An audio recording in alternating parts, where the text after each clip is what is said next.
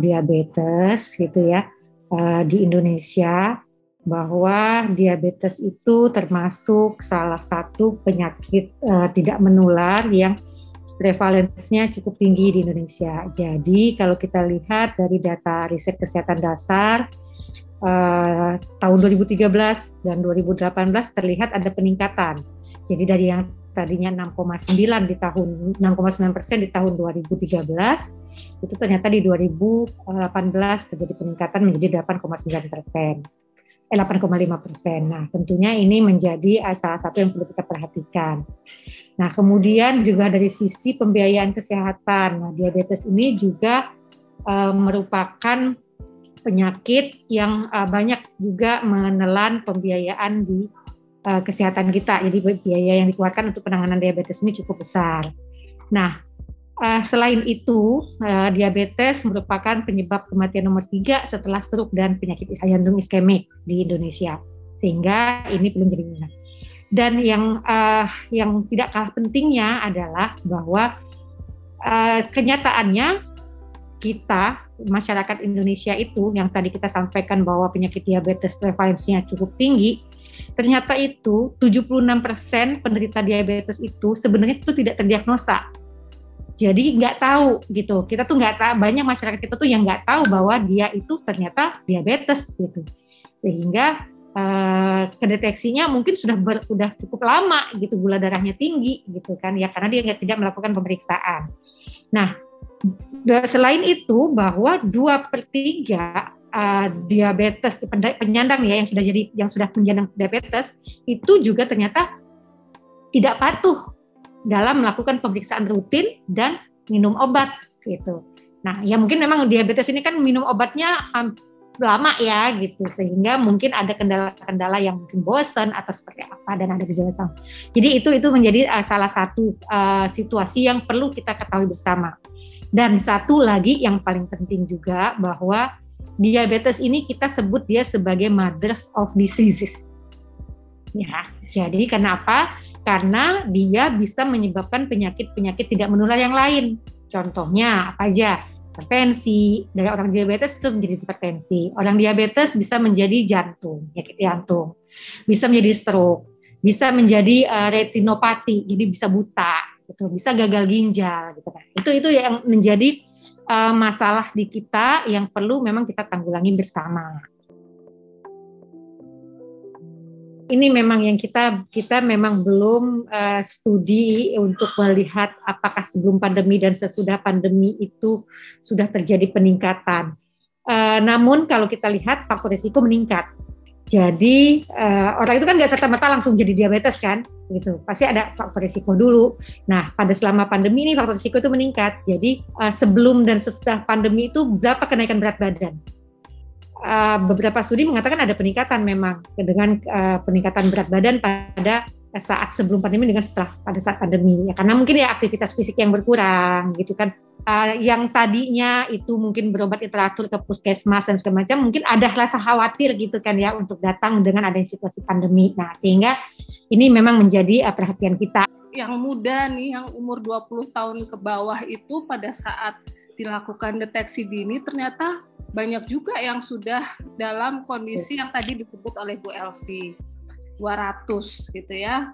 Hampir ada yang 200 gula darah sewaktunya pada saat deteksi dini. Sebetulnya tidak hanya tanggung jawab kesehatan, tapi juga tanggung jawab yang sekitarnya, baik pendukungnya, environment, tadi Bu Elvi host, environment agent gitu ya. Nah, mungkin environment-nya yang sekarang perlu ada kesadaran, entah mungkin tanggung jawab dari industri, mungkin penyedia makanan-makanan ya yang bisa mencantumkan gula, kadar gula yang mungkin juga ditambah dengan pengingat ya. Ya, kalau kita bicara tentang bagaimana upaya yang sudah kita lakukan untuk penanganan diabetes, tentunya kita tidak terlepas dari pada saat kita menangani penyakit itu ya, kita mulai dari hulu sampai ke hilir ya. dari upaya promotifnya, preventifnya, kemudian kuratifnya, sampai ke rehabilitatif mungkin untuk diabetes ini. Jadi bagaimana meningkatkan awareness dari masyarakat itu terkait dengan diabetes ini, bagaimana kita mencegahnya, bagaimana kita mengendalikannya. Kemudian untuk upaya preventifnya, bagaimana kita deteksi sedini mungkin. Nah itu makanya kita punya namanya program untuk deteksi dini. Nah di masyarakat pun juga ada dilakukan itu, kita ada yang namanya Posbindu, pos pelayanan terpadu. Nah itu juga salah satunya adalah untuk mendeteksi adanya diabetes dan faktor-faktor resikonya juga.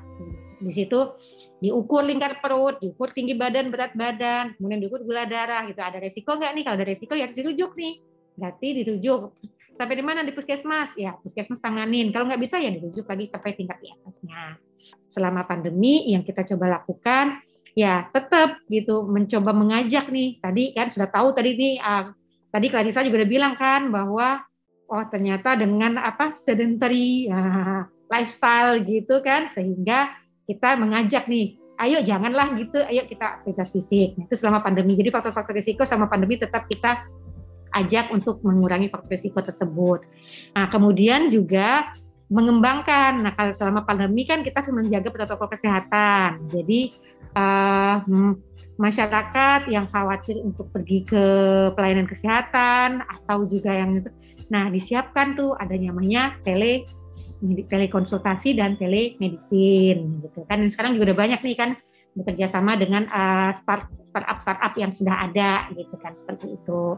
Nah itu juga merupakan upayanya kita. Dan rehabilitatif ya tentunya nanti di pelayanan kesehatan rumah sakit ya disiapkan tenaganya, kemudian juga fasilitasnya itu terus kita tingkatkan untuk menuju goals dari penanggulangan diabetes ini. Kita sedang mencoba mendorong agar ada regulasi terkait dengan konsumsi atau pengendalian konsumsi gula garam lemak ini. Ya. Nah ini yang sedang kita godok lagi. Sebenarnya Permenkesnya sudah ada, tetapi kita coba review kembali, kita coba ajak lintas sektor. Gitu. Jadi nggak bisa hanya kesehatan nih, gitu. Ajak lintas sektor untuk bagaimana ini bisa kita terapkan. Dengan hambatan atau tantangan ya tentunya tantangannya tadi ya itu. Jadi memang untuk merubah perilaku itu tidak seperti membalikkan telapak tangan gitu kan ya. Perlu waktu, perlu juga yang gencar gitu kan. Nah sehingga makanya tadi saya sampaikan perlu adanya lintas sektor dari semua komponen nih, mulai dari masyarakatnya sendiri, lintas sektor di pemerintahan, swasta, LSM, semua deh. Jadi mungkin yang bisa kita lakukan tadi, ayo sama-sama nih semua kita aware gitu kan bahwa diabetes jangan menganggap remeh gitu ya faktor-faktor risiko yang bisa menyebabkan kita terserang diabetes. Nah, jadi yang bisa kita lakukan, ayo kita sama-sama kita lakukan, mengendalikan diri, kemudian mengajak keluarga, teman, apalagi lah adik gitu kan, semua kita sama-sama untuk melakukan pencegahan diabetes ini. Jadi ayo tunjukin nih teman-teman nih adik-adik yang milenial ini jangan hanya dari sisi teknologi gitu. Jadi teknologi yang ada pun juga bisa dimanfaatkan untuk ini gitu. Jadi tolong kita juga mengedukasi nih, bantu nih mengedukasi teman, adik-adik gitu kan, orang tua gitu untuk melakukan ini. Ini selalu dipesankan tadi karena kita tuh banyak yang nggak tahu terhadap diabetes gitu kan. Jadi ini yang perlu kita himbau dan kita himbau untuk melakukan deteksi tadi gitu.